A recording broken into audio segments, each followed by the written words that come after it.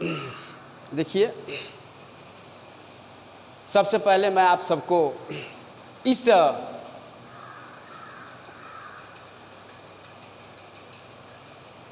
माहौल में और इस पढ़ाई को अब क्या कहें, कुछ कहते नहीं बन पा रहा है। फ़िलहाल हम आपको एक दिशा देना चाहते हैं कि जिस प्रकार का समय है, जिस प्रकार का माहौल है, उस माहौल को देखते हुए सरकार की मंशा है कि आपकी पढ़ाई ऑनलाइन हो। अभी हम भी सीख ही रहे हैं कि कैसे क्या करना है, किस तरह से करना है, कैसे आपको समझाना है, कैसे बताना है। तो मैं आप सबको बहुत बहुत बधाई देता हूँ और आपके अच्छे दिन की कामना करता हूँ। आइए, इस समय को देखते हुए, ध्यान देते हुए हम आपको आज बता रहे हैं अलंकार। जैसा कि आप जानते हैं, पहले पढ़ भी चुके हैं, मैं कई बार समझा भी चुका हूँ, बता भी चुका हूँ, लेकिन यहाँ आपको मैं बता देना चाहता हूँ, समझा देना चाहता हूँ। आप इसको अच्छी तरह से समझिए और समझ करके, सुन करके, देख करके, समझ करके उसका नोट बनाइए। और नोट ऐसा बनाइए कि जीवन में कभी भी ज़रूरत पड़े, जहाँ भी ज़रूरत पड़े, आप बता सकेंगे कि हमारे सर ऐसे अलंकार बताए थे और ये अलंकार ऐसे हो। ये अलंकार में कहा गया कि ध्यान देंगे, काव्य शोभा करान, काव्य शोभा करान, धर्मान अलंकार प्रचक्षते, अलंकार प्रचक्षते। ध्यान देंगे, काव्य शोभा करान, धर्मान अलंकार प्रचक्षते। यहाँ अलंकार की बात है। जहाँ तक अलंकार माने होता है अलंकृत करना, चमत्कार। जिस प्रकार से स्त्रियों के सौंदर्य में आभूषण की ज़रूरत पड़ती है, ठीक उसी प्रकार काव्य में भी अलंकार की ज़रूरत पड़ती है। जब काव्य में अलंकार नहीं होगा, काव्य में चमत्कार नहीं होगा, तो काव्य में के पढ़ने में जो आनंद की अनुभूति होती है, वह आनंद की अनुभूति नहीं होगी। यहाँ बताया गया कि काव्य शोभा करान, धर्मान अलंकार प्रचक्षते। परिभाषा आपको देनी हो तो आप परिभाषा ऐसे देंगे कि काव्य की शोभा बढ़ाने वाले धर्मों को अलंकार कहते हैं। काव्य की शोभा बढ़ाने वाले धर्मों को अलंकार कहते हैं। ऐसे भी कह सकते हैं कि काव्य की शोभा बढ़ाने वाले तत्वों को अलंकार कहते हैं। ऐसे भी कह सकते हैं कि काव्य की शोभा बढ़ाने वाले उपकरणों को अलंकार कहते हैं। यह अलंकार दो प्रकार का होता है। एक को कहते हैं शब्दालंकार, और दूसरे को कहते हैं अर्थालंकार। शब्दालंकार, अर्थालंकार। शब्दालंकार, अभी मैं बताया कि काव्य की शोभा बढ़ाने वाले, ऐसे कह सकते हैं कि काव्य में चमत्कार उत्पन्न करने वाले, काव्य में चमत्कार उत्पन्न करने वाले तत्वों को, काव्य में चमत्कार उत्पन्न करने वाले उपकरणों को, काव्य में चमत्कार उत्पन्न करने वाले धर्मों को अलंकार कहते हैं। अब यहाँ शब्दा और अर्था दो चीज दे दिया गया। शब्दालंकार किसे कहेंगे? जहाँ काव्य में शब्दों के द्वारा चमत्कार उत्पन्न होता है। जहाँ काव्य में शब्दों के द्वारा चमत्कार उत्पन्न होता है, शब्दों के द्वारा काव्य की शोभा बढ़ती है। जहाँ काव्य में शब्दों के द्वारा काव्य की शोभा बढ़ती है, वहाँ शब्दालंकार होता है। और ठीक उसी प्रकार अर्थालंकार, जहाँ काव्य की शोभा अर्थों के द्वारा बढ़ती है। जहाँ काव्य की शोभा अर्थों के द्वारा बढ़ती है अथवा काव्य में चमत्कार अर्थों के द्वारा उत्पन्न होता है, वहाँ अर्थालंकार होता है। ये रहा शब्दालंकार और अर्थालंकार। एक बार पुनः आपको बताएं कि काव्य की शोभा बढ़ाने वाले धर्मों को अलंकार कहते हैं, काव्य की शोभा बढ़ाने वाले तत्वों को अलंकार कहते हैं, काव्य की शोभा बढ़ाने वाले उपकरणों को अलंकार कहते हैं। यह दो प्रकार के होते हैं, शब्दालंकार और अर्थालंकार। जहाँ काव्य में शब्दों के द्वारा चमत्कार उत्पन्न होता है वहाँ शब्दालंकार होता है, और जहाँ काव्य में अर्थों के द्वारा चमत्कार उत्पन्न होता है वहाँ अर्थालंकार होता है। ये शब्दालंकार तीन प्रकार के होते हैं। शब्दालंकार पहला होता है अनुप्रास अलंकार, अनुप्रास अलंकार। दूसरा होता है यमक अलंकार, और तीसरा होता है श्लेष अलंकार। श्लेष अलंकार एकदम आपको कंठस्थ कर लेना है, कभी भी जीवन में इसकी ज़रूरत पड़े आप स्पष्ट रूप से बता सकें। शब्दालंकार में पहला हो गया अनुप्रास अलंकार, दूसरा हो गया यमक अलंकार, तीसरा हो गया श्लेष अलंकार। अब देखिए ऐसे ही आपको बता दें, अनुप्रास वर्णों की आवृत्ति, वर्णों की आवृत्ति, शब्दों की आवृत्ति। आवृत्ति का मतलब बार बार आना, और एक ही शब्द के अनेक अर्थ, अनेक अर्थ। अब देखिए कैसे परिभाषा देंगे, एक का आपको बता दे रहे हैं, बाकी दो का आप नोट बनाएंगे, नोट के द्वारा करेंगे, क्लियर करेंगे। अनुप्रास अलंकार,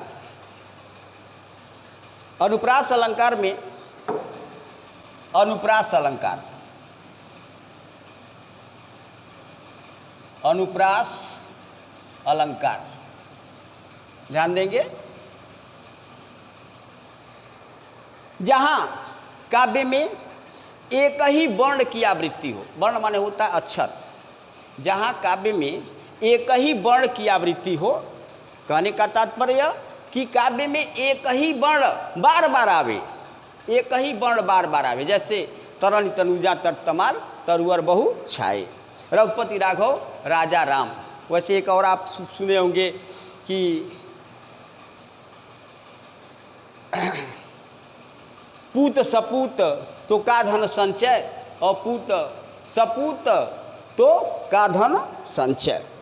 अब यहाँ क्या है, हम परिभाषा देंगे।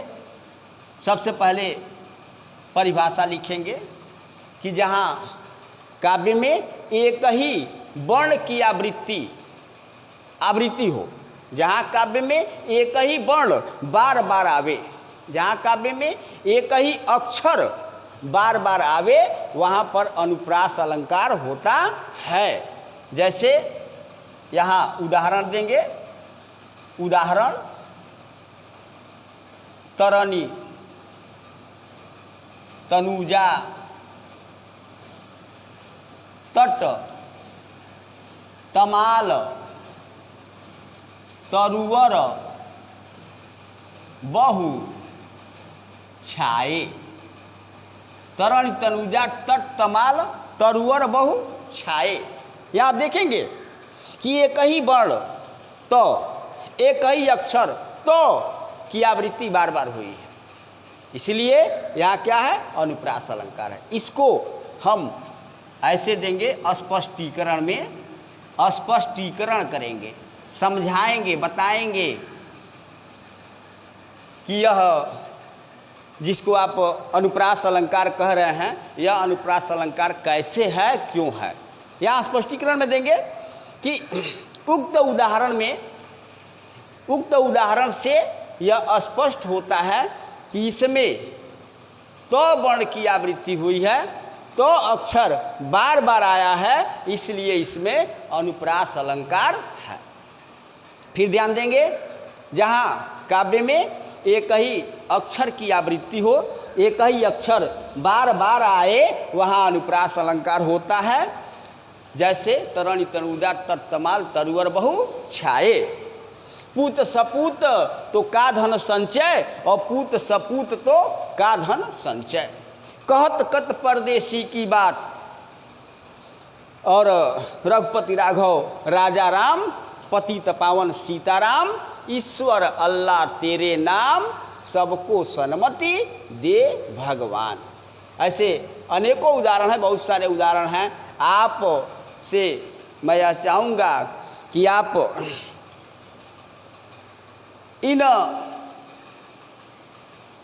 अलंकारों के उदाहरण कम से कम 5 उदाहरण आप लिखकर सेंड करें, भेजें कि सर अनुप्रास अलंकार, इसमें अनुप्रास अलंकार है, इसमें श्लेष अलंकार है, इसमें यमक अलंकार है, तो मैं समझूंगा कि मेरा बताना भी सार्थक। आइए इसके बाद ये शब्दालंकार में दूसरा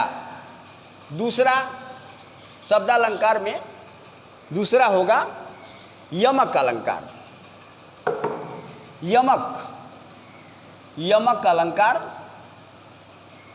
यमक अलंकार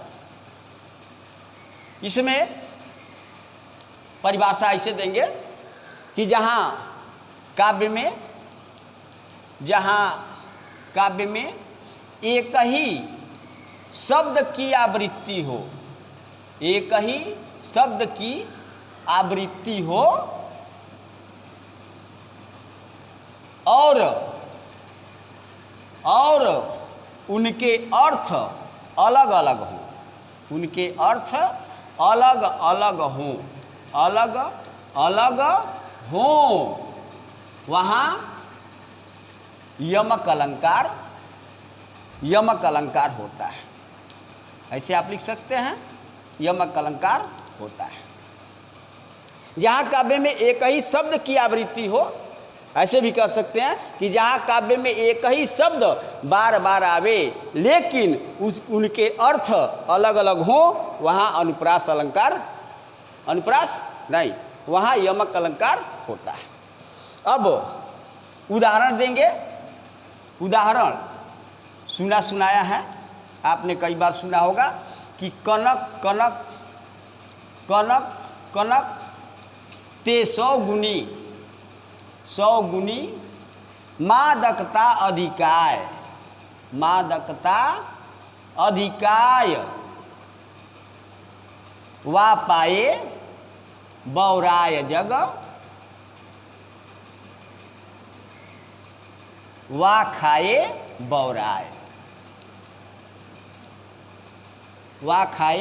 बौराय। आप ऐसे भी लिख सकते हैं इसे उदाहरण में। ये उदाहरण स्पष्ट नहीं हो रहा है, आप ऐसे लिखेंगे उदाहरण को जैसे भी लिखते हैं,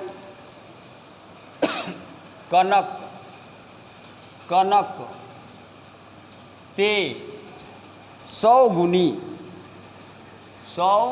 गुनी मादकता अधिकाय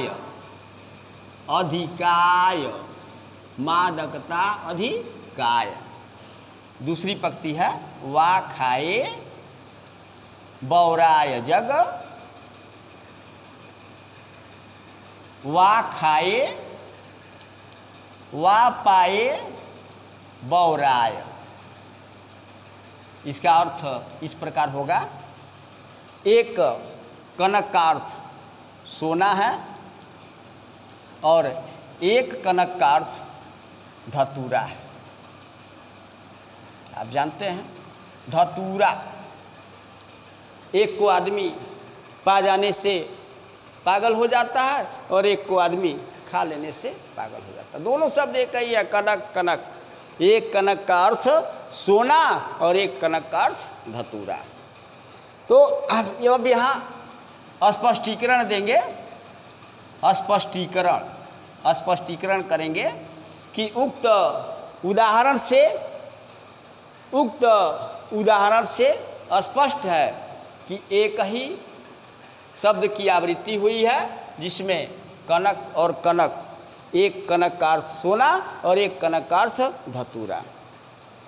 यहाँ कह सकते हैं, ऐसे दे सकते हैं कि उक्त उदाहरण में कनक शब्द 2 बार आया है, एक कनक का अर्थ सोना और एक कनक का अर्थ धतूरा, इसलिए इसमें यमक अलंकार है। ठीक ऐसे ही तीसरा बता दें आपको शब्दालंकार का। इस शब्दालंकार का तीसरा, इसको कहते हैं श्लेष अलंकार। तीसरा श्लेष अलंकार। श्लेष अलंकार में जैसे कि मैं आपको पहले बता दिया और कई बार मैं बताया, अनुप्रास में वर्ण की आवृत्ति अथवा अक्षर की आवृत्ति, यमक में शब्द की आवृत्ति लेकिन उनके अर्थ अलग अलग, और श्लेष में एक ही शब्द के अनेक अर्थ होते हैं। तो यहाँ परिभाषा में देंगे हम, परिभाषा में कि जहाँ काव्य में एक ही शब्द के अनेक अर्थ होते हैं वहाँ श्लेष अलंकार होता है। जहाँ काव्य में एक ही शब्द के अनेक अर्थ होते हैं वहाँ श्लेष अलंकार होता है। जैसे इस जैसे को हम उदाहरण भी कह सकते हैं, उदाहरण लिख सकते हैं। जैसे रहीमन पानी राखिए, रहीमन पानी राखिए, बिन पानी सब सून, बिन पानी सब सून। दूसरी पंक्ति है पानी गए न उबरे, मोती मानुष चून। यहाँ एक ही शब्द पानी है, इस पानी के अनेक अर्थ हैं। एक ही पानी शब्द के अनेक अर्थ हैं। जैसे एक अर्थ चमक, पानी माने चमक, जैसे कहा जाता है, आप उदाहरण देखे भी होंगे, सुने भी होंगे कि इस पर पीतल का पानी दिया गया है, इस पर सोने का पानी दिया गया है, मतलब क्या, चमक। और दूसरे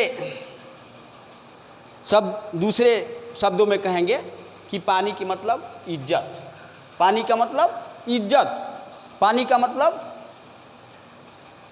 पानी, पानी का मतलब पानी, पानी का मतलब इज्जत और पानी का मतलब चमक। एक ही पानी के 3 अर्थ हैं। पहला इज्जत, प्रतिष्ठा, दूसरा चमक और तीसरा पानी। सब लोग पानी जानते हैं।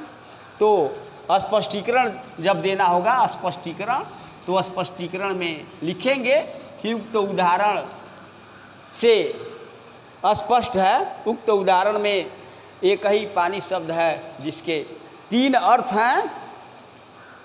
पहला अर्थ चमक, दूसरा अर्थ प्रतिष्ठा इज्जत और तीसरा अर्थ पानी, इसलिए इसमें श्लेष अलंकार है। फिर एक बार मैं बता दूं आपको कि काव्य की शोभा बढ़ाने वाले धर्मों को, काव्य की शोभा बढ़ाने वाले तत्वों को, काव्य की शोभा बढ़ाने वाले उपकरणों को अलंकार कहते हैं।